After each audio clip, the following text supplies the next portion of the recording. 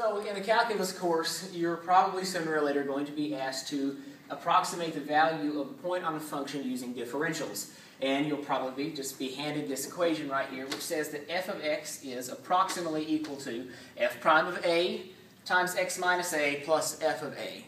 What I want to do right now is explain how we get there. This is true, of course, and this is how you use differentials to approximate a value. But how do we get there? What is x? What is a? How do we find those things? And what is the usefulness of using a differential to approximate the value of a point on a function? So we have any function. We know that a is just going to be a point here. F prime of a is roughly equal to the change in y over the change in x. Now, it's not perfectly equal to it. If we want to get perfectly equal, we're going to have to look at f prime of a being exactly equal to dy over dx using perfect differentiation. But let's say we can't do that. Let's say we don't want to, we have a value, something really ugly like, and I've done this in another video, we have the cube root of 25.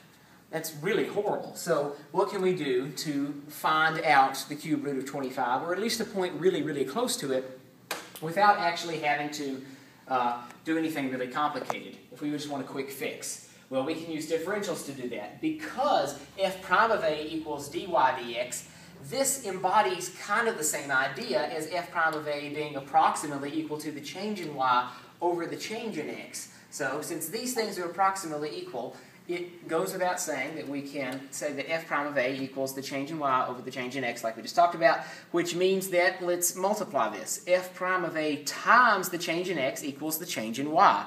We're just switching things around by multiplying the denominator by the entire function, by both sides of the function, to swing it up. So when we multiply it, we cross out the denominator here, and it comes over to this side of f prime of a.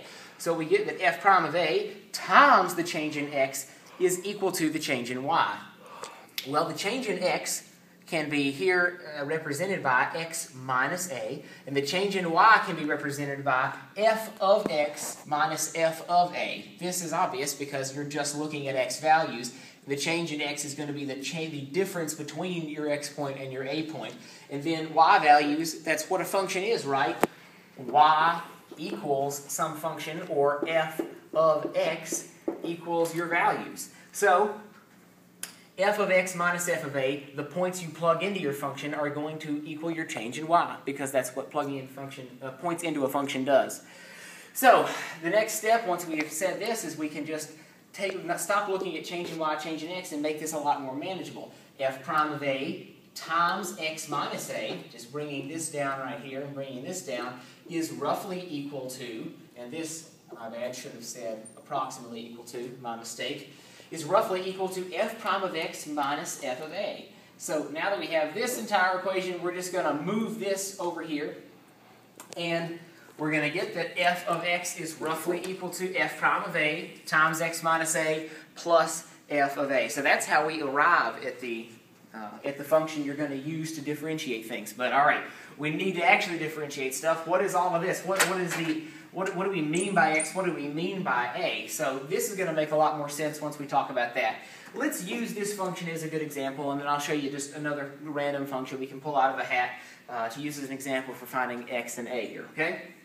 So the cube root of 25. The cube root of 25 is ugly. It is a terrible, terrible, terrible function. So, it's a terrible value. We can't come up with it really easily, but what's a number really, really close to 25 that has an easy cube root, that's easy to just know?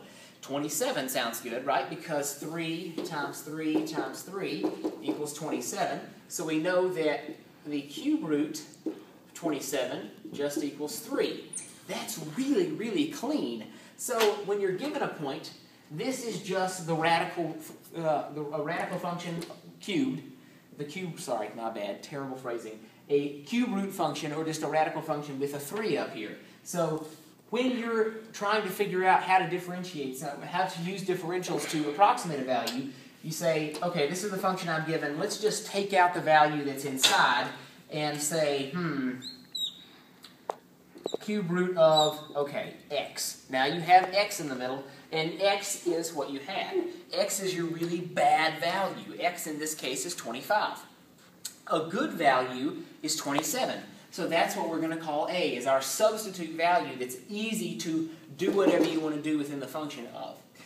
So we've got that x is our bad value, in this case 25, and that a is our substitute value, which is a great value that everybody likes, that we can work with easily. We just plug these things in. Now f prime of a, well, what does that mean? If we say that a equals our substitute value, then it would seem intuitive that we're just saying, okay, f prime of a, it would be an easy mistake to say, oh, okay, it's just asking what 27 prime is. Well, what is 27 prime? 27 is a constant, so 27 prime, being a constant, is 0. Okay, this is terrible. This obviously isn't going to work. What we need to return to is the function, the cube root function. In this case, the cube root function. It could be many other things. So, radical 3x, the cube root of x. Now we can take the derivative of that, and it's not a big deal. So once you take the derivative of that, you're going to get 1/3 x to the negative 2/3. Then that's what you're plugging in your a as.